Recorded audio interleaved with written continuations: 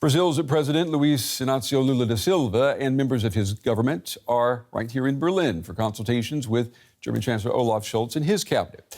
High-level meetings between the governments were suspended while right-wing populist Jair Bolsonaro was in office.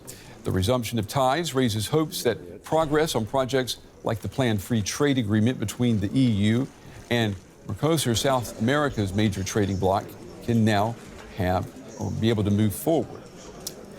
At a joint press conference, Chancellor Scholz said that both countries are pushing for the trade deal to become a reality. Take a listen.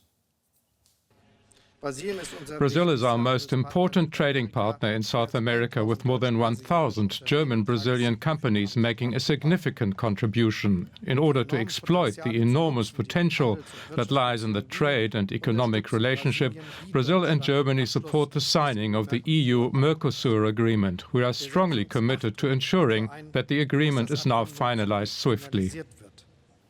DW's chief political editor, Michaela Küfner, has more. Michaela, how high are chances that the EU and South American Mercosur group will sign a free trade agreement in the next few days?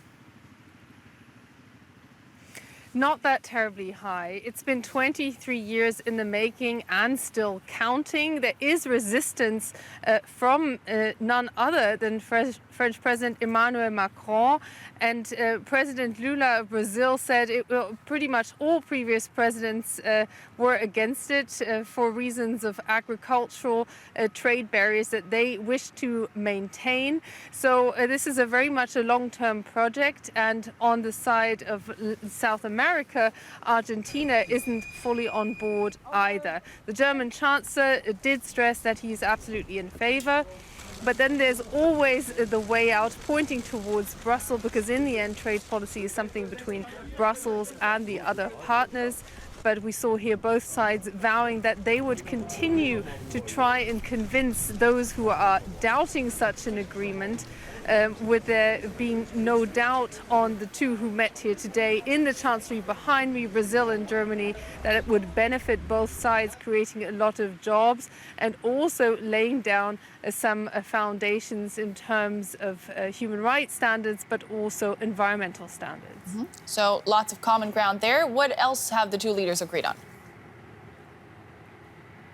Look, this was a really much a gripping meeting between Germany, which it's one of its key policies is standing at Israel's side and guaranteeing the security of Israel. It was a visit from the global South leader there, the most important country in South America. President Lula here saying that he has question marks over how Israel is acting in Gaza, with so many women and children dying, that he's never seen a war that has produced so many dead women and children. So being very much critical of Israel's actions, at the same time both pretty much being on the same page when it comes to a future for the people, the Palestinians, after this Gaza conflict is over, with the German Chancellor stressing that a two-state solution must be what all sides should be working towards. That, so that can also be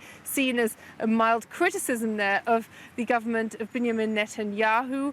We also know that that President Lula has previously called for negotiations on the matter of Ukraine. That's also where both sides don't necessarily see eye to eye, but it's a very interesting conversation on those states that also want to have a say in war and peace in the future, and who won't simply, as we saw in the United Nations, vote for Israel or for a continuation of war when they really want to see an end of fighting. Yeah, Michaela, we heard Olaf Scholz there say it. Brazil is Germany's most important trading partner in South America. But the relationship as a whole, how important is it to Germany?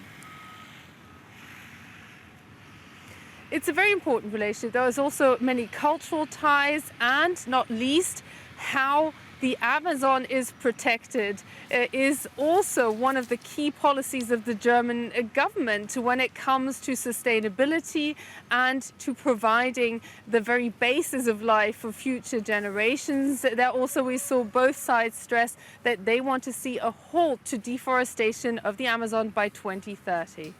Michaela Küfner reporting from Berlin. Thanks so much for that.